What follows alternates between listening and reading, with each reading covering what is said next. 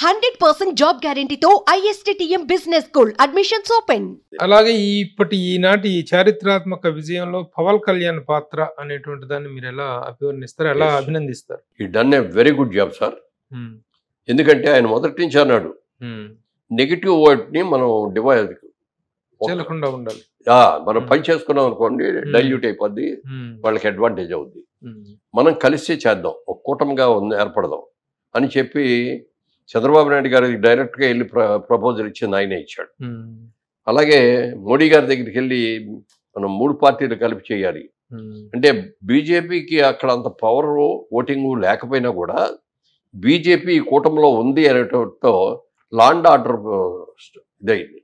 Officers అందరూ కూడా మరి ఆఫీసర్స్ ఐఏఎస్లు కానీ ఐపీఎస్లు కానీ అలర్ట్ అయ్యి ఏం గొడవలు జరగకుండా చేశారు. అప్పటికి చిలకలూరుపేట సభలో ప్రధానమంత్రి పాల్గొన్న సభని డిస్టర్బ్ చేయడం, ఈ కూటమి కనుక ఏర్పడకపోయి ఉన్నట్టయితే ఎలక్షన్స్ చేయనిచ్చేవారు కాదు, జరిగేది తర్వాత కాదు, నామినేషన్ వేద్దామని వెళ్ళేవాడిని వెళ్ళనిచ్చేవారు కాదు. అన్ని ఎనానిమస్లు చేసేసుకునేవారు, వాళ్ళందరినీ ఆపేసేసి చేసి కొడితే వీలైతే కొట్టి ఎనానిమస్లు చేసుకునేవారు. ఆయన అనుకున్నట్టుగా వైనాట్ 175 వచ్చిండే. బీజేపీని కలుపుకోవటం మూలంగా మనకు ఓటింగ్ తక్కువ వచ్చింది కొంత. ఎందుకంటే వాళ్ళ మీద ఉన్న వ్యతిరేకత అంటే ముస్లిం ఓటు మనకి డివైడ్ అయ్యింది. ఇదివరకు పడ్డంత ఓటు పడలా, అయినా సరే బట్ ఎలక్షన్స్ అద్భుతంగా జరిగింది. అంతమంది ఇప్పుడు ఏదో గొడవలు జరుగుతున్నాయంటే ఇంట్లో ఉన్న ఫ్యామిలీలో ఉన్న లేడీస్ వెళ్తారు అక్కడికి, వద్దండి అక్కడ గొడవలు జరుగుతున్నాయని మనకి వద్దులే అని ఉంటారు. నిర్భయంగా వెళ్ళారు అందరూ. రాత్రి 11-12 దాకా కూడా లైన్లో ఉండి ఓట్లు వేశారు. ఇప్పుడు డిప్యూటీ సీఎంగా పదవి ప్రమాణ స్వీకారం చేసిన పవన్ కళ్యాణ్ కు సమాన స్థాయిని, సమాన హోదాని ఆల్మోస్ట్ తనతో పాటు ఒక ప్రిఫరెన్స్ ఇస్తున్నారు చంద్రబాబు నాయుడు గారు. ప్రతి ప్రభుత్వ కార్యాలయంలో కూడా తన ఫోటోతో పాటు పవన్ కళ్యాణ్ ఫోటో కూడా ఉండాలి. ఎక్సలెంట్ అది ఆ నిర్ణయం పట్ల మీరు ఎలా? ఎక్సలెంట్ అంతే. అది చంద్రబాబు నాయుడు గారికి గొప్పతనం అది. ఎందుకంటే జనరల్ గా ముఖ్యమంత్రి ఫోటో పెడతారు, డిప్యూటీలో 2-3 పెట్టాం ఇంతకుముందు మనమే. కానీ ఈసారి ఒక్కరికే ఇచ్చారు, ఉప ముఖ్యమంత్రి అనే పదవి ఒక్కరికే ఇచ్చారు. ఈవెన్ తెలంగాణలో కూడా చూడండి, తెలంగాణలో ఉప ముఖ్యమంత్రికి ఇద్దరికి ఇద్దాం అనుకున్నాడు ఆయన. ఆయనకి ఎప్పుడైతే తెలిసిందో మరి ఆయన ఇస్తే నాకు ఒక్కరికే ఉండే, లేకపోతే వద్దు, నాకు మినిస్ట్రీ కూడా వద్దు అని చెప్పాను నేను. ఇక ఎందుకైనా వచ్చి ఇదంతా గొడవలు అని చెప్పి వాళ్ళు కూడా సర్దుకున్నారు. కాంగ్రెస్ లో కూడా ఒకళ్ళే ఉప ముఖ్యమంత్రి. అలాగే అది మనకు కూడా ఆంధ్రప్రదేశ్లో కూడా ఒక్కడికే ఇచ్చారు. ఇక పవన్ కళ్యాణ్ ఒక్కడికే ఇచ్చారు ఆ ఇంపార్టెన్స్. బీజేపీ నుంచి కూడా ఒకళ్ళకి ఇవ్వచ్చు కదా, లేకపోతే తెలుగుదేశంలో ఇంకోటి సీనియర్ నాయకుడు ఇంకోటికి ఇవ్వచ్చు కదా, వాళ్ళకి ఎవరికి ఇవ్వకుండా. ఎందుకంటే ఈ కూటమికి ఏర్పాటు చేసింది ఎవరు అంటే పవన్ కళ్యాణ్ ఇనిషియేట్ తీసుకున్నాడు. దానికి చంద్రబాబు నాయుడు గారు ఇప్పుడు ఆయన పార్టీలో ఆయన 22-21 సీట్లు ఇచ్చారు. 21 సీట్లు వస్తే పార్టీ వాళ్ళు అన్నారు, ఏంటిది అసలు మనం ఏమనుకుంటున్నారు, మన పవర్ ఏంటి, అంత తక్కువ సీట్లు ఒప్పుకోవటం ఏంటని చెప్పంటే ఒకటే చెప్పాడు, మనకి ఎన్ని సీట్లు ఇచ్చారు అది కాదు ముఖ్యం, మనం గెలవాలి, ఎన్ని గెలిచామనేది ముఖ్యం. చాలు ఇచ్చిన 24లో కూడా 3 సాక్రిఫైస్ చేశాడు, తీసుకెళ్ళి మరి బీజేపీకి ఇచ్చారు. మరి వాళ్ళ రోజున 21 గెలిచాడు కదా, ఎంత గొప్పది. ఇది ప్రపంచ రాజకీయ చరిత్రలో ఎంతవరకు జరగనటువంటిది. 100% రావడం ఎక్కడ జరగలేదు, అలాంటి సాధించగలిగాడు. అతను కూడా ఇవాళ చూసుకుంటే పవన్ కళ్యాణ్ లో కూడా మెచ్యూరిటీ వచ్చింది బాగా. ఇదివరకు ఆవేశపడిపోయి అది ఇది అనేవాడు.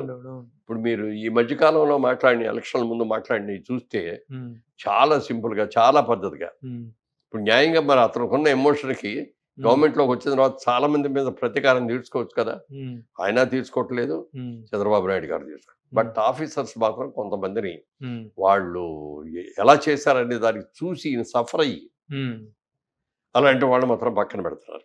అట్లాగే పవన్ కళ్యాణ్ మీద వ్యక్తిగతంగా విమర్శలు చేసి అతని ఫ్యామిలీని ఇచ్చేయటం అనేటువంటి దాన్ని మీరు ఒక ఫిలిం పర్సనల్ గా ఎలా మీరు చూస్తారు దాన్ని, ఎలా దాని పట్ల మీ విశ్లేషణ ఏంటి? అతను వ్యక్తిగతంగా విమర్శించారు కదా, అతనికి ఏ ప్రాబ్లమ్స్ వచ్చినాయి, డైవర్స్ చేసుకొని మరి 2వ పెళ్లి చేసుకున్నాడు కానీ 3 పెళ్లిళ్ళు అంటే ముగ్గురు పిల్లలతో తిరిగాడు అయినా లేదు కదా, ఇల్లీగల్ గా అయ్యేవి లేవు కదా.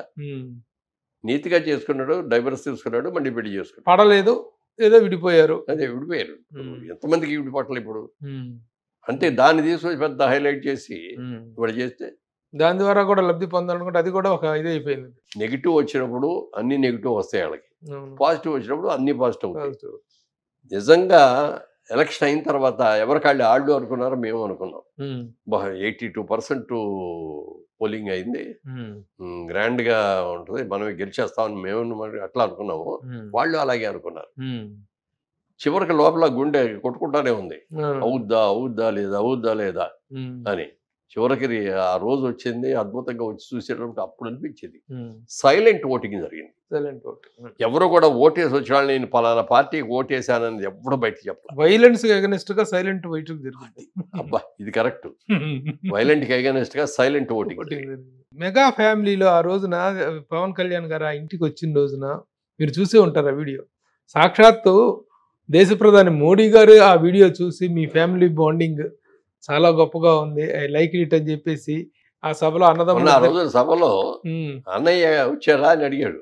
ఇక్కడే కూర్చున్నారంటే ఏం చెప్పండి, పద అని చెప్పి తీసుకొని వాళ్ళు ముగ్గురు కలిసి ఇట్లా చేతులు కలుపుకొని ఇట్లా చేసి ఆయన్ని అభినందించి ఈయన్ని అభినందించి ఆయన కూడా స్టిల్ కొన్ని కోట్ల మంది ఫోన్స్ లో డిపి అయింది.